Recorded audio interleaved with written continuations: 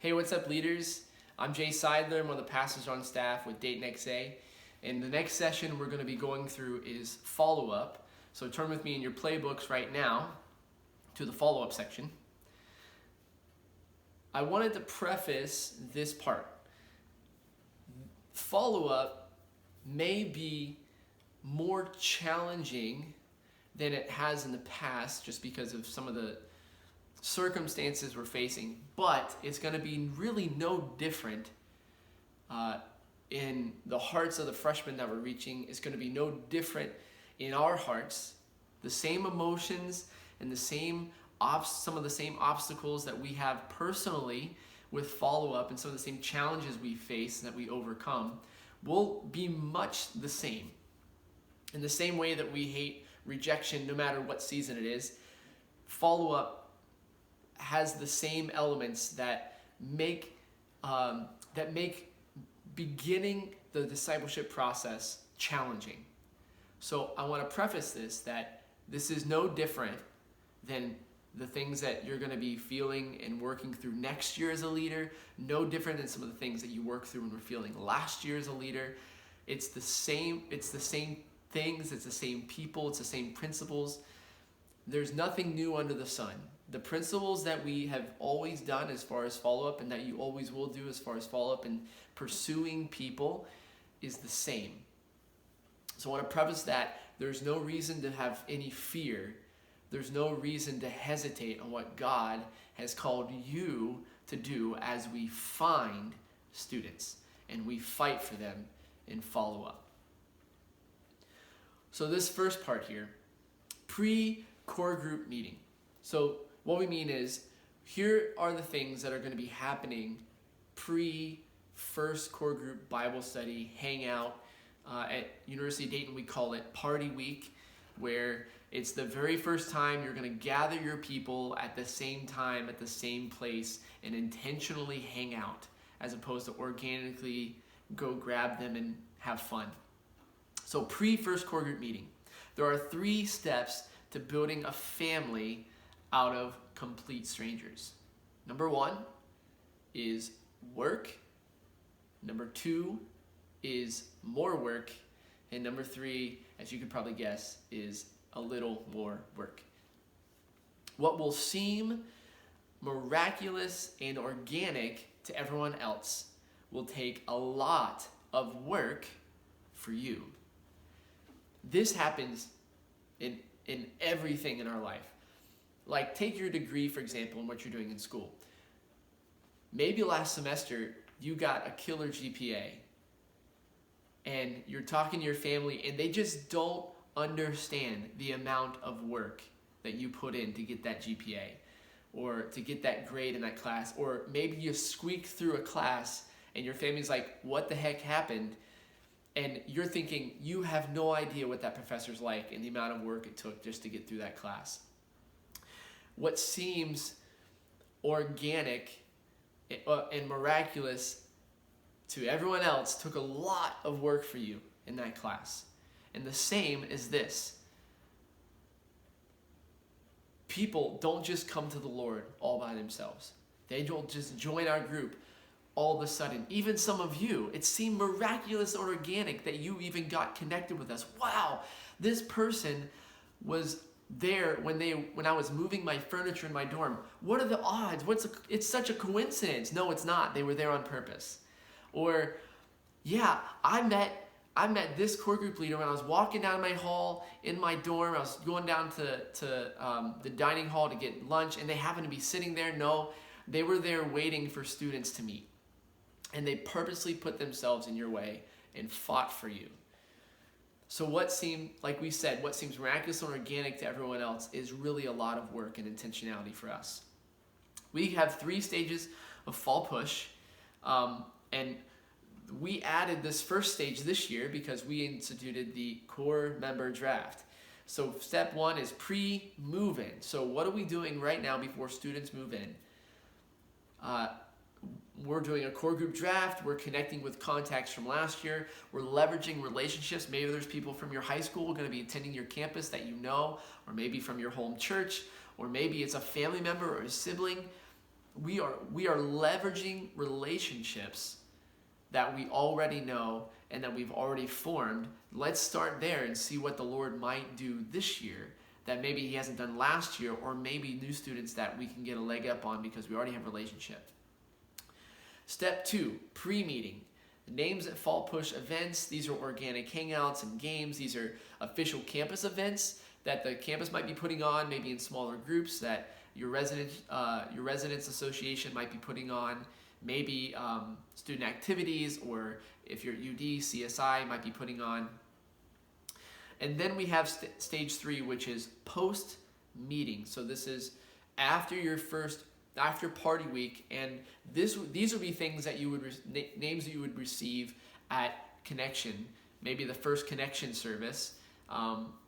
These are people that are looking for a large event. Maybe we've been advertising, hey, we're going to hang out and at our first midweek gathering. This is the post-meeting stage. All of these stages, whether it's pre-move-in, pre-meeting, or post-meeting, are equally important. And we have a rule after we meet somebody, and we use this rule like we go by the book. We're going, this is non-negotiable.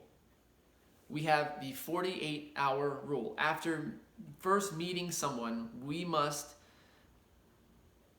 make initial contact with the student within 48 hours about our core group. A week later is too late.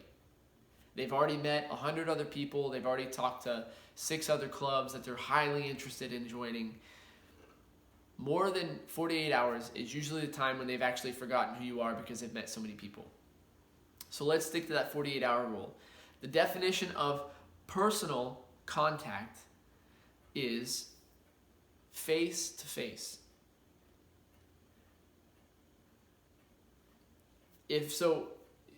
When you're meeting someone, you want to go to their dorm. If your contact isn't home in their dorm or their apartment, come back again later. Technology is great, but no one wants to be on the other end of a mass text, especially from someone they don't know.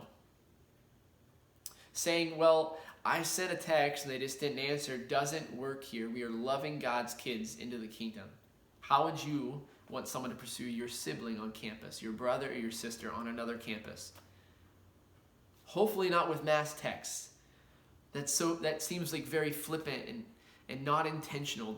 This season, more than any other, is about personal touch. How can we get in their life? How can we find them? How can we fight for them? What is something that we can up our game in personal touch, because people are starving for real humans and real interaction. So I have a couple of pro tips here. Number 1 is get their digits. We've all been there. We've connected with a student and we walked away and we didn't get their number. All right, so let's not do that. Always get their number, and always you give them yours and they give you theirs, because people don't always answer numbers that they don't know.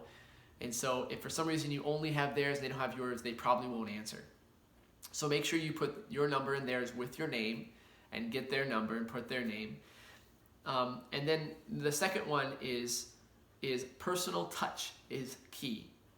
Find ways to make it a little extra personal. So maybe make a simple care package of some snacks, a handwritten note that when you go to their dorm you can drop off to them, or if they're not home, you leave a note with the care package with their roommate, if they look trustworthy. You don't want them eating someone else's snacks, but drop it off their dorm when you follow up, and make sure to leave your name and that you're from Chi Alpha with a handwritten note. Don't just leave it and tell the roommate, hey, tell them that Jay stopped by. No.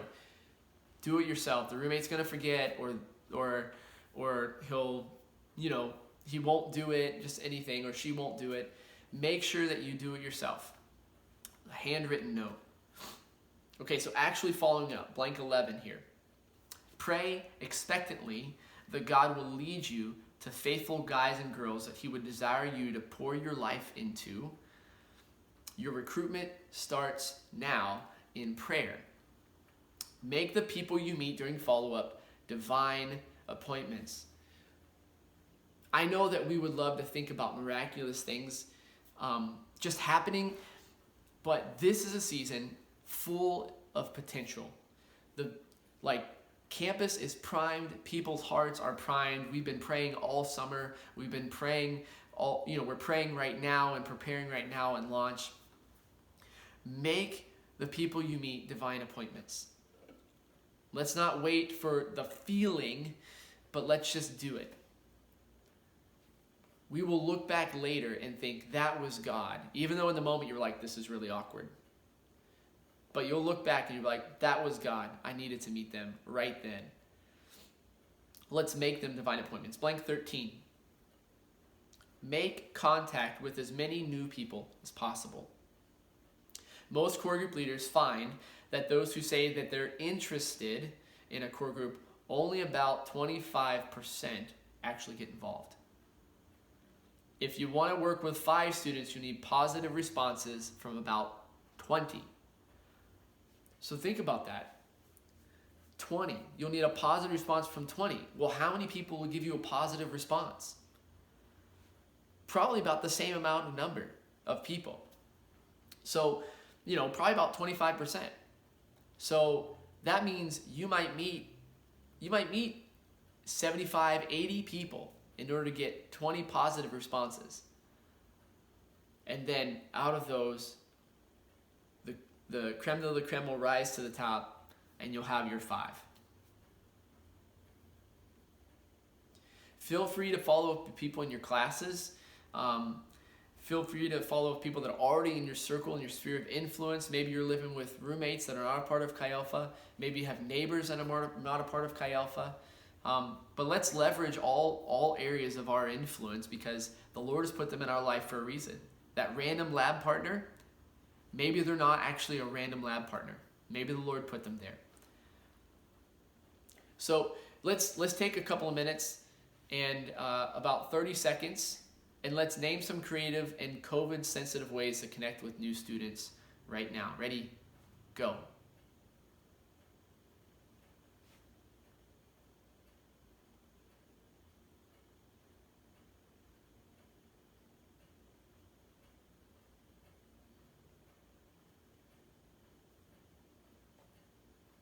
Ten, 9, 8, 7, 6, 5, 4, 3, 2, 1. You'll have a chance to share some of those later and maybe some brainstorm, but I wanted to at least get you thinking and primed about some ideas. Let's prepare for the Holy Spirit to download creativity into us. All right, blank 16, number 3, and blank 16. Introduce yourself. I know this sounds really simple, but it's really often forgotten. Live out your identity as a sent one, knowing that God is using you as a missionary to reach all types of students, even the ones that look like they don't need any friends. You know exactly what I'm talking about. Number 4, take a personal interest in them. Everyone's favorite topic is themselves. They're an expert at themselves. Keep things fresh by asking atypical questions, not always, what's your major? Don't just ask them their major, all right? Some atypical questions are, what's your hobby? What's your dream job? What's something you're passionate about? Why did you choose that major? What's your favorite thing about your hometown? There are all kinds of things that we miss in casual small talk. So let's move beyond small talk and take it a little deeper. The little things matter. Pro tip: have a current nice voicemail greeting. I know it's not cool to have your voicemail set up, and it's pretty rare these days, but have it set up. We know that it may take you may not get a lot of phone calls from students, but it shows that you care when there's a nice greeting on the other side and they know that they got the right number. Hey, this is Noah from Chi Alpha. Thanks for calling my phone. I can't answer right now, but you can leave a message after the beep or text me and I'll get back to you. Simple, something easy, but they know that they got the right person. That's important. Also, it's really good when you're applying for jobs that they know that you have a voicemail set up and it's not full. All right, number 5, blank 18. Explain what a core group is to the new friends you're making. These opportunities may provide a chance to share your testimony from your core group last year and maybe even share the good news of Jesus with someone who's never heard it yet. This is a big deal. So, what's a core group? A core group is a group of students who live life together and live on mission together. That's the basic elements. Now, not everyone will understand exactly what you mean, so explain, contextualize. What does it mean to live life together? What did you do last year in your core group? What was impactful about what God did through living life with people and living on mission with purpose? Number 6, blank 20. Invite them to an event you've already predetermined. They can't say yes if you don't ask. If you set up a time to meet, be there a few minutes early. Other cultures view punctuality differently, but honor each other by using this. If you're early, you're on time, and if you're on time, you're late. This is super important, and especially now. Think of, it doesn't have to be an official event even. You know, we just listed some creative COVID-sensitive ways to meet new students. Maybe you're gonna have a predetermined organic event. Hey, me and some guys, we're gonna go, kick around a soccer ball later, or we're gonna play ultimate at this field later. What are you doing around 5 o'clock? You wanna come? It'll be tonight? Yeah, bring your roommate. Just anything to get together with them. But make sure it's not just, hey, I'll see you later, I'll text you sometime. Make sure there's an intentional way to connect with them later. Invite them to a party or a game night. Explain to them what it is, where it is, because honestly, they don't know. And then meet them at their dorm first. Invite them to your first core group event, right? This might be the first meeting. Make sure you have the day and time set. And then meet them at their dorm first. Invite them to the first connection, wherever that is, and however it's going to be. And then walk them over to where you guys are doing this, whether it's a watch party or going to, it's going to be outside, whatever it is. But meet them at their dorm first. You getting what I'm talking about? And then number 7, blank 24. Pray with eyes wide open. Trust God to perform a miracle before your eyes by providing context, interest, conviction, friendship, commitment. These things come together and are always a miracle of God's Spirit working hand in hand with our efforts. This is so, so, so important. Here's a special note about virtual events. Virtual events are a great tool for connecting across distances, but as we all know, they have their limits. As we've learned from experience, they cannot replace in person. That being said, follow-up must be something we take very seriously all semester long, not just these first few weeks. It'll take more intentional, personal touches than ever to get new students into the soup this year. And if someone doesn't show up online like they said they would, then show up at their door. If someone is distancing themselves, then meet them where they're at by figuring out a way to serve them. That's always a way to break down barriers, is serving them. So the formation phenomenon. Briefly, just remember what you're hoping to create.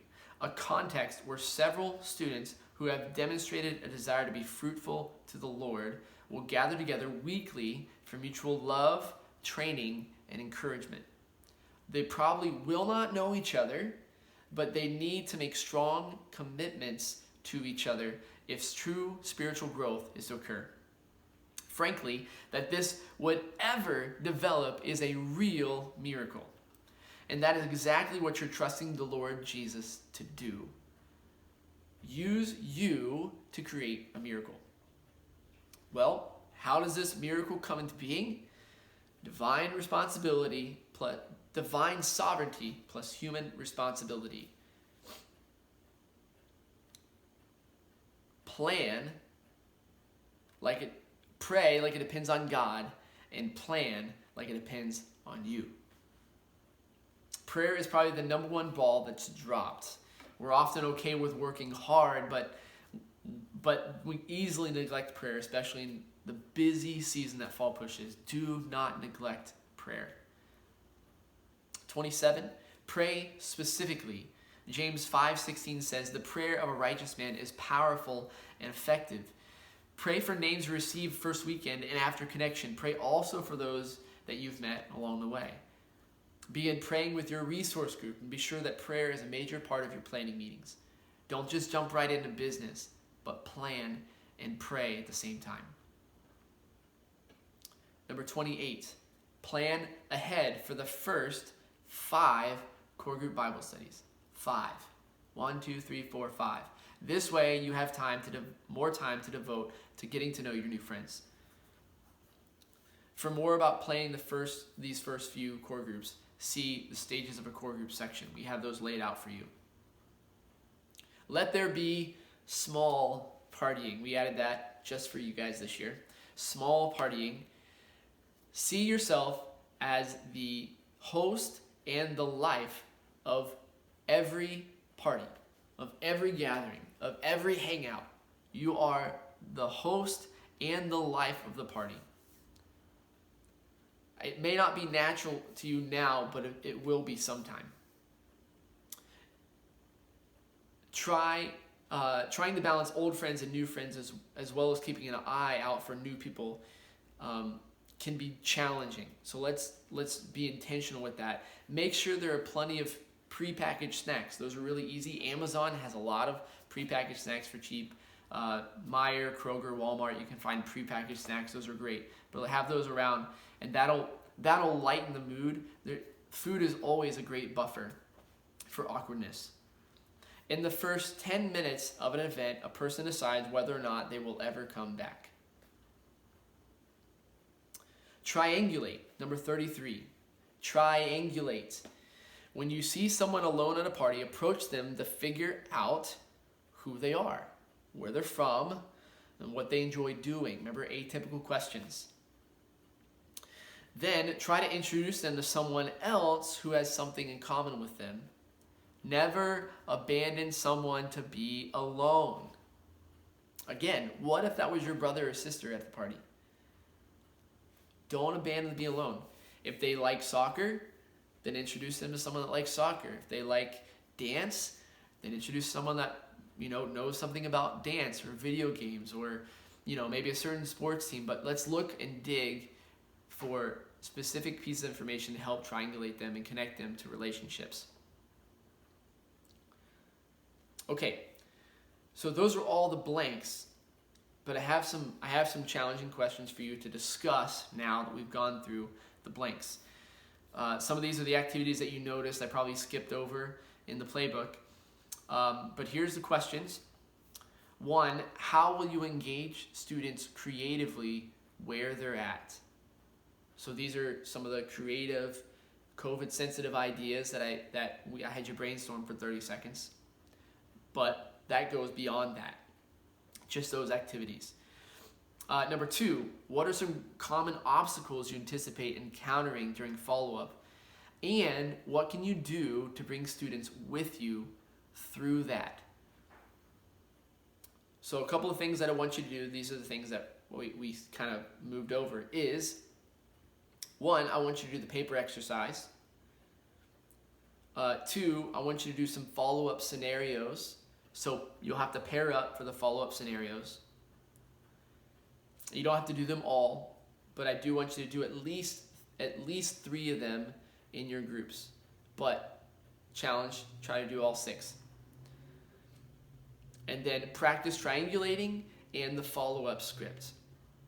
These are all practical tools that'll help you make friends and bring them into the soup during Fall Push.